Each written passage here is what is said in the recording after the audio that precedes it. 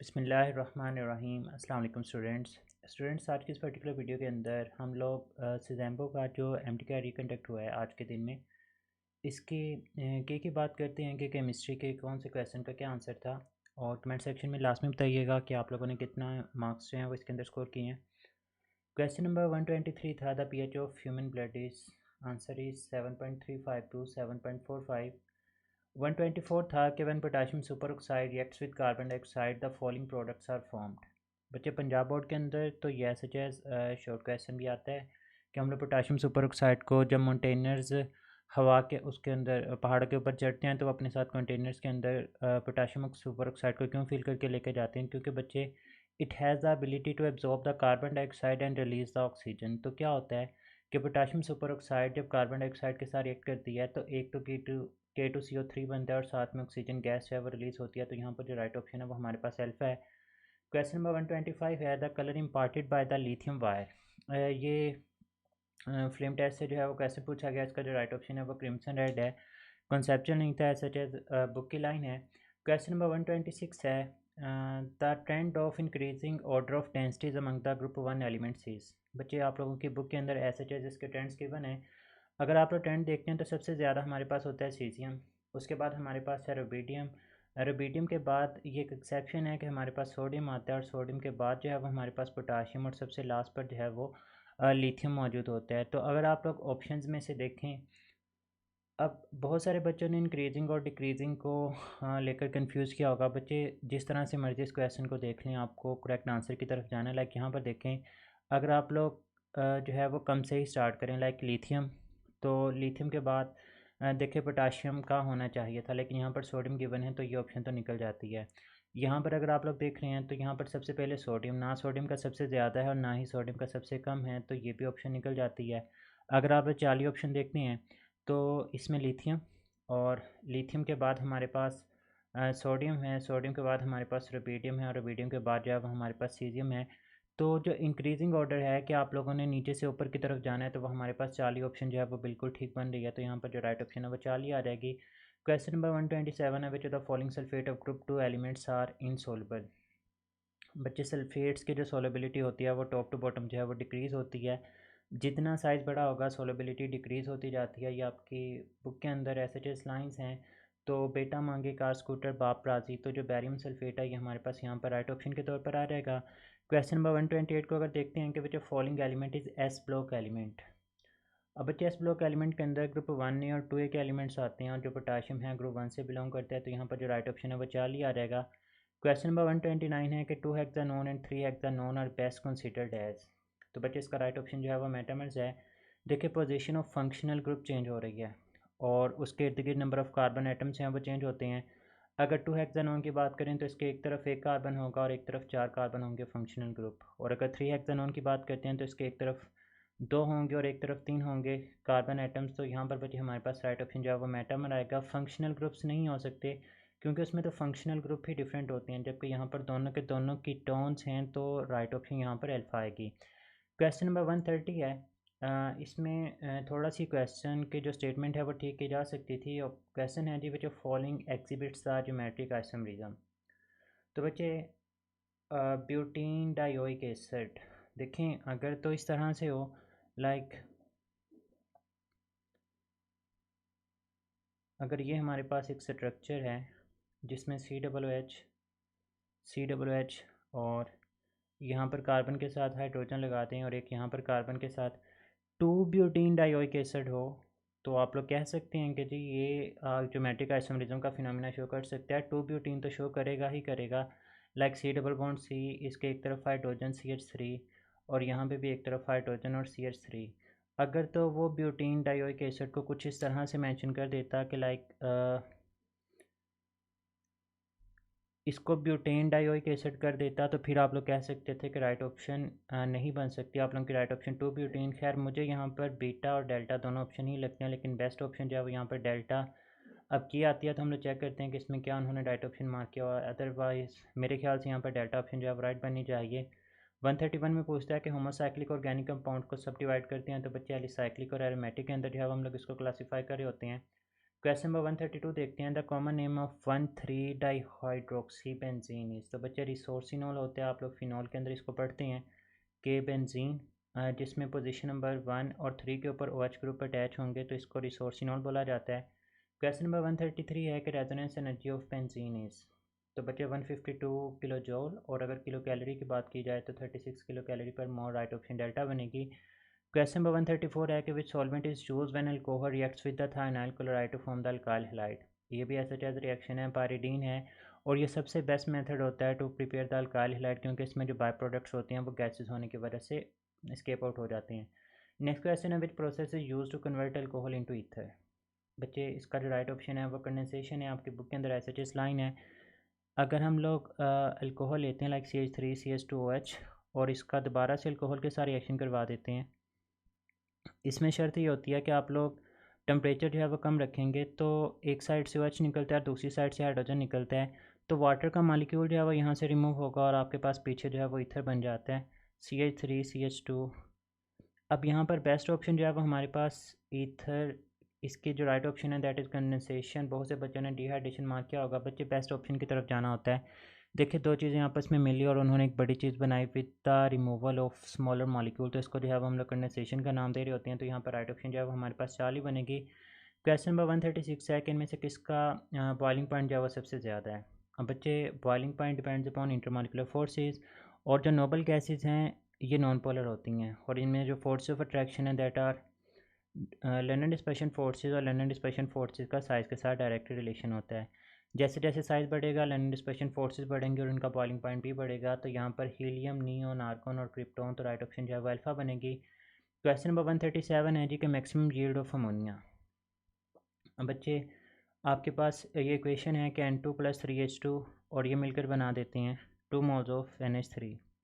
अगर आप लोग प्रेशर का इफेक्ट देखें तो आपने फॉरवर्ड जाना है, कम नंबर ऑफ़ मोल्स की तरफ जाना है। तो बच्चे याद रखें प्रेशर बढ़ाने से reaction come number of moles की तरफ जाता है, तो इसका मतलब आपको प्रेशर हाई करना पड़ेगा। और ये रिएक्शन एक्सोथर्मिक होता है, और अगर एक्सोथर्मिक हो तो टेम्परेचर को कम करने से रिएक्शन जो है वो फॉरवर्ड डायरेक्शन में जाता है, तो आपको हाई प्रेशर करना पड़ेगा, लो टेम्परेचर, तो राइट ऑप्शन अल्फा बनेगी। क्वेश्चन नंबर 138 है कि इनमें से कौन जो है वो केमिकल इक्विलिब्रिया को जो है वो इफेक्ट नहीं कर रहा होता। तो बच्चे देखें आप लोग कंसनट्रेशन या रिएक्टेंट्स की बढ़ा दें तो रिएक्शन फॉरवर्ड चला जाएगा, प्रोडक्ट्स की बढ़ा दें रिएक्शन रिवर्स चला जाएगा, ये इफेक्ट करेगा। Change in temperature, delta H की वैल्यू पॉजिटिव है, अगर आप टेम्परेचर को बढ़ाएंगे फॉरवर्ड चला जाएगा, कम करेंगे रिवर्स आ जाएगा, ये चेंज करेगा।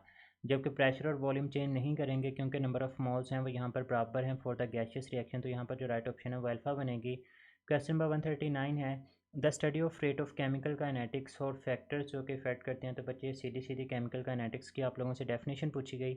क्वेश्चन नंबर 140 की बात करें तो decomposition of ammonia on heated tungsten is an example of zero order reaction. Select the ectothermic reaction from the following process.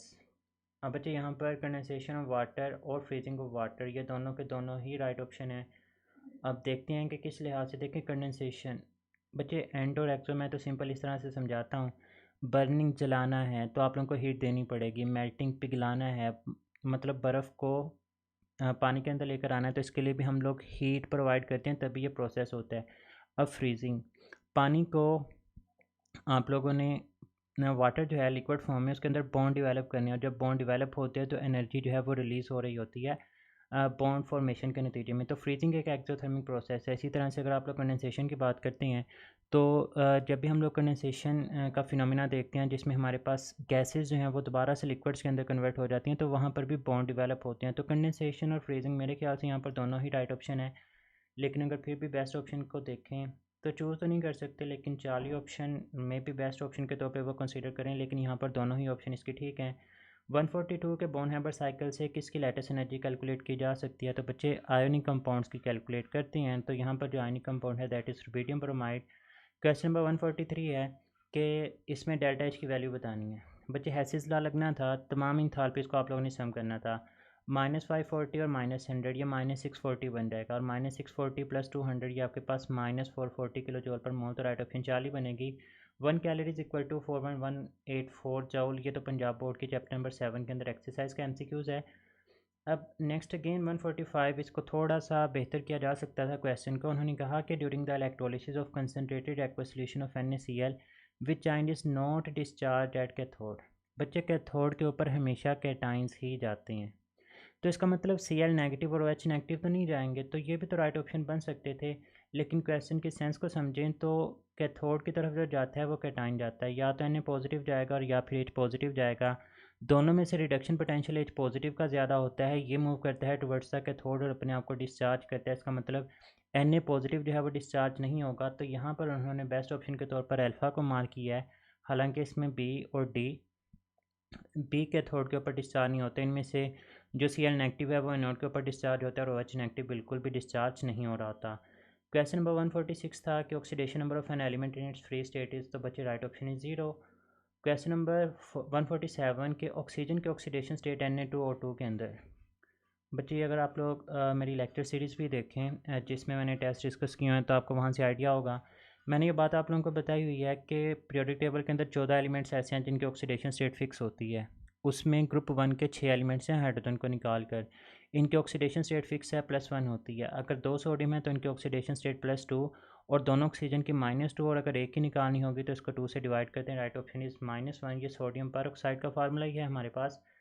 Question number 148 के इनमें से किसकी शॉर्टेस्ट CH बॉन्ड लेंथ है, तो बच्चे राइट ऑप्शन यहाँ पर एसिटाइलिन है। जितना एस करेक्टर बढ़ता जाएगा तो एस करेक्टर बढ़ने की वजह से वो चीज़ों को अपनी तरफ अट्रैक्ट करता जाएगा, जिसकी वजह से उसकी जो बॉन्ड लेंथ है वो कम होती जाती है। तो यहाँ पर राइट ऑप्शन एसिटाइलिन।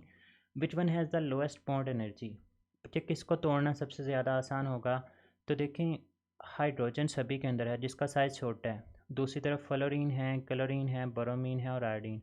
याद रखिएगा जितना दो चीज़ों के साइज़ में डिफरेंस आता जाएगा ना वो बॉन्ड वीक होता रहता है। अब हाइड्रोजन और फ्लोरीन दोनों ही छोटे हैं तो बॉन्ड स्ट्रॉन्ग होगा। अगर हाइड्रोजन और आयोडीन का कंपैरिजन करें तो आयोडीन का साइज़ बहुत बड़ा होता है और हाइड्रोजन का कम होता है, तो इनका जो बॉन्ड है वो वीकर होता है। इसको तोड़ना आसान है, इसकी बॉन्ड एनर्जी कम है। राइट ऑप्शन बीटा आ जाएगा। क्वेश्चन नंबर 150 था कि इसमें कितने मोल्स ऑफ N2 रिक्वायर हैं to form the 8 moles of NH3। बच्चे अगर बैलेंस केमिकल इक्वेशन देखें तो आपको कहती है कि अगर आपके पास N2 का 1 मोल हो तो NH3 के 2 मोल बनते हैं।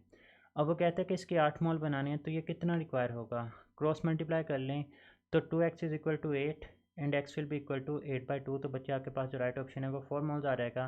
क्वेश्चन नंबर 151 के 1 ग्राम H2 हैज़, अब बच्चे मोल्स निकालने आप लोगों ने। Mole is equal to given mass over molar mass. Molar mass H2 का 2 होता है तो 0.5 moles. Right option Charlie. Question number 152 के CO2 में परसेंटेज कंपोजिशन, ये एच जो मैंने टेस्ट सेशन आप लोगों को करवाया था उसके अंदर ये क्वेश्चन आया हुआ है। एच कोई भी चेंज नहीं है। अब देखें बच्चे परसेंटेज कंपोजिशन निकालनी है। अगर कार्बन का मैस देखें तो 12 है और CO2 का मैस 44 है और इसको मल्टीप्लाई कर दें 100 के साथ तो 11 4 इंटू 44 और ये 3 इंटू 4, तो आपके पास 300/11 आ जाएगा। अब मैथ की प्रैक्टिस हो तो आपको आइडिया हो जाएगा कि 11 2 बार 22, 80 बचते हैं पीछे, तो 11 7 बार 77 आ जाएगा। मतलब 27.27% कार्बन की परसेंटेज है। यहाँ पर एक ही ऑप्शन है दैट इज़ 40, तो यही हमारे पास राइट ऑप्शन आ जाएगा। 153 में कहता है कि किसकी हाईएस्ट E/M रेशो होगी, तो बच्चे जिसका मैस कम होगा उसकी E/M रेशो ज़्यादा होगी, तो राइट ऑप्शन इज़ हाइड्रोजन। अब अगेन 154 के अंदर मिस्टेक है, कोई भी राइट ऑप्शन मौजूद ही नहीं है। देखिए अल्फ़ा और बीटा दोनों में 3s2 दे दिया गया, हालांकि सोडियम की इलेक्ट्रॉनिक कन्फिग्रेशन है नियॉन और 3s1, तो इन दोनों में से जिसमें भी 3s1 होगा वही, हालांकि इसके अब ग्रेस मार्क्स मिलेंगे आप लोगों को। नेक्स्ट है जी the SI unit of R, तो बच्चे SI के अंदर इसकी जो वैल्यू है that is 8.3143 newton metre per kelvin per mole, जिसको आप लोग जॉल का नाम भी देते हैं, लेकिन उसने ऐसा यूनिट्स के अंदर आपसे रिक्वायर कर लिया तो फिर आप लोग जो है वो अल्फ़ा ऑप्शन को सिलेक्ट करेंगे। हालांकि यही चीज़ है वो जॉल के बराबर भी होती है, तो ये भी राइट ऑप्शन बन सकता है, लेकिन बेस्ट ऑप्शन यहाँ पर अल्फ़ा है। 156 में पूछा गया कि PV is equal to 1/3 mN/c/2 is equal to van der Waals kinetic equation. Van der Waals नहीं, ये काइनेटिक इक्वेशन है जिसको आरजे क्लोसियस ने प्रेजेंट किया था। राइट ऑप्शन यहाँ पर 40 आ जाएगा। क्वेश्चन नंबर 157 है कि जब आप लोग प्रेशर और वॉल्यूम के दरमियान ग्राफ प्लॉट करते हैं तो बच्चे आपके पास इस तरह से आइसोथर्म बनती है एट कांस्टेंट टेम्परेचर। यहीं से आपको आइडिया हो जाना चाहिए था कि राइट ऑप्शन यहाँ पर बीटा बनेगी। Which variable mention in ideal gas is assume to be constant in the gas laws, बच्चे आइडियल गैस है PV is equal to nRT। आप लोग बॉयल्स लॉ की बात करते हैं तो उसमें टेम्परेचर और नंबर ऑफ़ मोल्स कांस्टेंट हैं। चार्ल्स लॉ की बात करते हैं तो उसमें प्रेशर और नंबर ऑफ़ मोल्स कांस्टेंट हैं। तो जब आप लोग दूसरे गैस लास की बात करते हैं तो उसमें जो नंबर ऑफ़ मोल्स है वो कांस्टेंट होते हैं, तो राइट ऑप्शन डेल्टा आ जाएगा। Identify the pair of solid having the molecular nature, तो बच्चे S8 और I2। क्वेश्चन नंबर 160 के इनमें Ag2SO4 और Na2SO4 आपस में क्या है। बच्चे टू डिफरेंट कंपाउंड्स, अगर दो डिफरेंट कंपाउंड्स हैं तो और उनका क्रिस्टलाइन स्ट्रक्चर जो है वो सेम हो जाए तो वो एक दूसरे के आइसोमॉर्फ कहलाते हैं। एलोट्रोप्स नहीं हो सकते because allotropy is the phenomena for an element. यहाँ पर कंपाउंड्स का जिक्र हो रहा है तो यहाँ पर राइट ऑप्शन जो है वो बीटा बनेगी। क्वेश्चन नंबर 161 है कि इनमें से नॉन पोलर मॉलिक्यूलर सॉलिड कौन सा है। तो बच्चे dry ice CO2 is an example of non polar molecular solid. Ice polar molecular solid है। MgO वैसे आयनिक कंपाउंड है। सिलिकॉन कार्बाइड भी जो है वो पोलर की कैटेगरी के अंदर जो है वो फॉल करता है।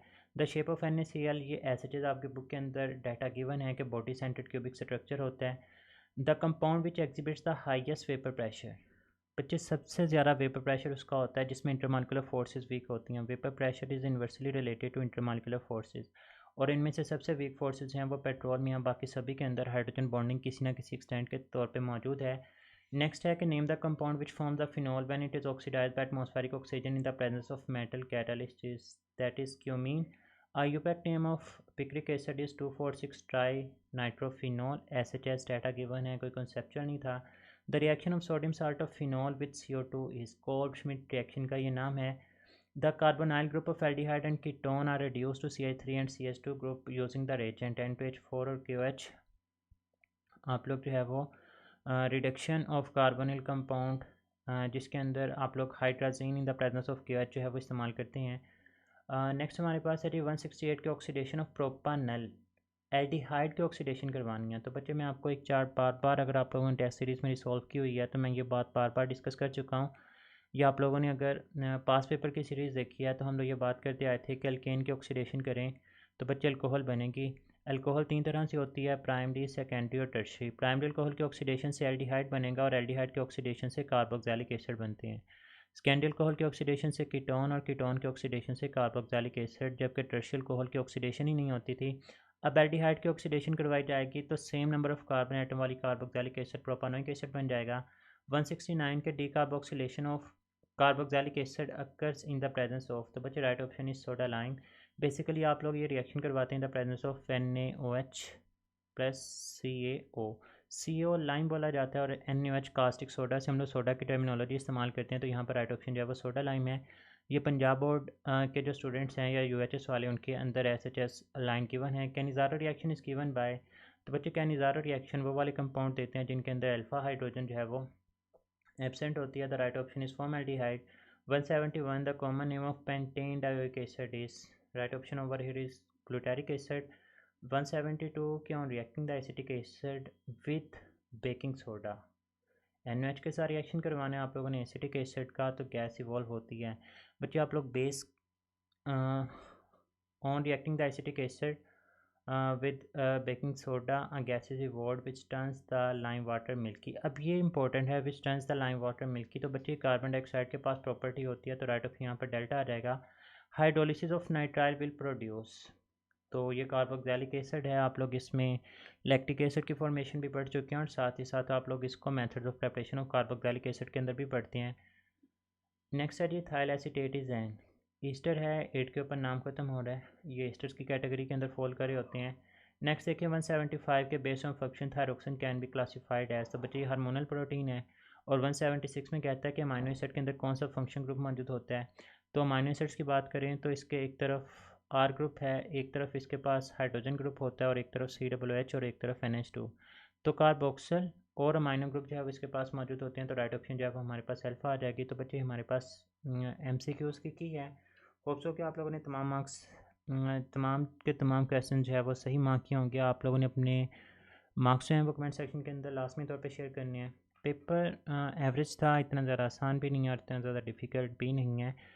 2-3 MCQs ऐसे हैं तो मैंने आप लोगों के साथ शेयर किए, लाइक एक तो इलेक्ट्रॉनिक कॉन्फ़िगरेशन वाले के मार्क्स आपको मिल जाएंगे, इसी तरह से कंडेंसेशन और फ्रीजिंग वाले भी 2 ऑप्शन जो हैं वो ठीक हैं, तो इनके ग्रेस मार्क्स मिलने के चांसेस हैं। बाकी ओवरऑल पेपर जो है वो इतना ज़्यादा मुश्किल भी नहीं है, आसान था। लेकिन UHS के मुकाबले में थोड़ा सा डिफ़िकल्ट है, अदरवाइज़ पेपर इतना ज़्यादा आप लोग नहीं कह सकते कि मुश्किल था, पेपर ठीक था। Best of luck for your result. और UHS वाले स्टूडेंट्स भी आप लोग जो है वो होप फॉर द बेस्ट। इंशाल्लाह सबके लिए बेहतर ही होगी। अपना बहुत सारा ख्याल रखिएगा, दुआ में याद रखना है। फ़ी अमानिल्लाह, अल्लाह हाफ़िज़।